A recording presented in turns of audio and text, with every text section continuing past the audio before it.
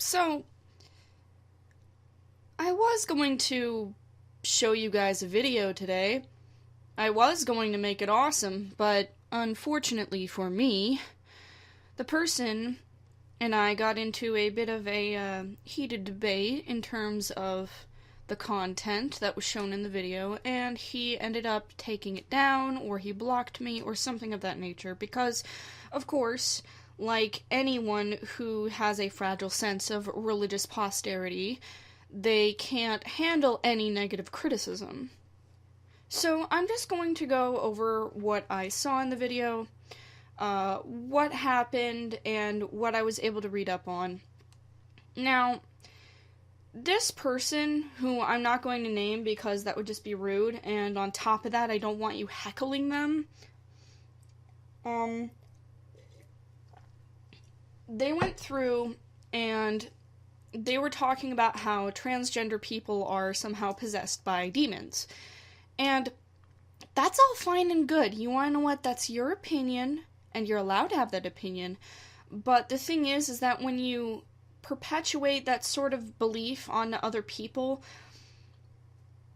and you're doing that by making a YouTube video because it's very clear that you're trying to get your message out to other people, it causes a problem. And I'm going to explain what all of these problems were. Number one, the person in the video not only called out transgender people as being demonic or demon-infested or what have you, but he also decided to he took 2 pictures of this person working out at the gym without their knowledge, without prior consent, and even though later on in my debate with him, he said he was going to blur out the things, before the face was not blurred out at all. And so, that's number one. That's the number one problem. Now, the number 2 problem is that this person clearly misgenders this person, and I am just going to call them only because this could be a transgender person. That's a possibility. It could also be a very hypermasculine woman. That's also a possibility. You want to know what? It's not up for me to decide. They were very quick shots, they were very quick photos, and they were pretty blurry. But, of course, they weren't blurry enough to actually blur out the face. Only blurry enough that it was very clear the person was making motions with their camera. Now, here's the problem, is that throughout the entire video, I did not see one speck of evidence. Hell, I did not even see a single verse drop from the Bible, which is really interesting to me, because I would think that anyone who is using their own holy book as an example, or as a means in order to measure the sin of someone, would be good enough to understand that they need to cite the verses by their book, by their chapter, and by their verse. And it shouldn't be that hard. Especially because I am also the type of person who enjoys that format, and it makes it a lot easier for scholars to see through bullshit. However, I will admit that I ended up giving in, and I ended up talking with him, and there were some details that really caught my attention.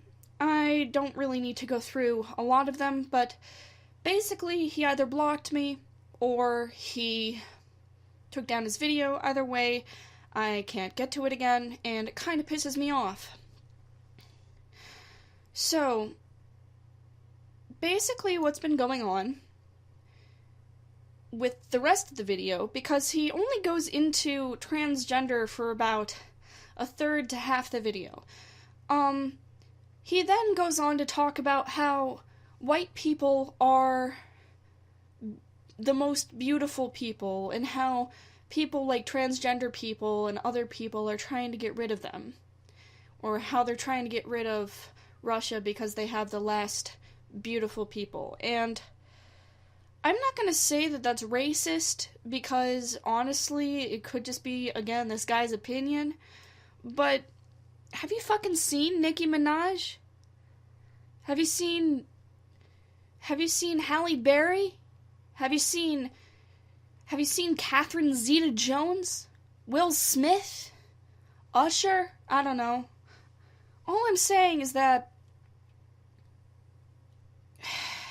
you can't make this assertion that they're the most beautiful people in the world and not have someone call out racist, especially because later on you say, oh, well, I'm not racist.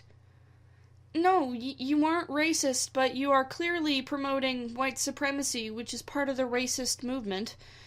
And racism is alive and well, otherwise we wouldn't have all these problems that we're having today. But, you know, there's so much stuff that he ends up going through. And what's funny is that he starts out with this transgender argument, but then he goes off on a tangent, making it very clear that he has not scripted anything, which I find really ironic because he told me that he was an English and philosophy major, and yet it's very clear that he didn't script this ahead of time. So there's that. As for his other stuff, and yes, I did look into some of his other videos in order to find more information, it's very clear that he had a very troubled past, and I actually commend him for his bravery in finding faith, because sometimes it's difficult to find faith in an era in which you are feeling like you can't sink any lower. And that would be all fine and good. There was one piece of evidence, though, that really, really struck a chord with me. I'd like to quote something from someone who is a pretty good talk show host. He is a secular humanist, agnostic atheist talk show host. His name is Kyle Kulinski. He runs Secular Talk, which is both a radio show and a YouTube series. And he made this assertion that the reason why people they say that homosexuality is a choice. The reason why they say it's a sin and it's a choice is because it's a choice for them. They chose not to act on those ideas. They chose not to act on those desires. And so it's very, very clear, especially with people on here who give me information such as, I had to fight homosexual desires. It's very clear that this man, whoever he is, either is upset because this person is not acting in a way that he thinks is befitting of a woman, or he's upset because this man does not have a dick. Of course, I could be wrong, but considering that there is a science behind psychology in that we can observe the displacement of guilt and shame onto an external source, it's probably not likely. The way that humans work is that they push something onto an external subject. For example, they push a negative trait that they hate in themselves onto someone outside in order to convince themselves that they aren't that thing and that they are better than that thing and that that thing is bad, when really all they're doing is deluding themselves. And there is a difference between psychological delusions and the colloquial word delusions. And unfortunately, part of the deluded behavior is deluding yourself into believing that homosexuality is a choice. And that's only because it's a choice for you. It's a choice that you made, and because you think it's a choice, and because it was a choice that you made to not engage in that behavior, you think it's a choice for everyone. When that's not the case. That's just not the case. And you'll probably tell me, oh, well, it's not natural. Well, it shows up in more than 7,000 species of animals. So, yeah, it actually is. Not to mention the clear cases of indiscriminate genitalia, as well as the label of one being intersex in human biology as well as animal biology. where would those people lie? Where would intersex people lie on the scale of gender? Would they be male, female, both, neither? Some other category? We can't make that distinction.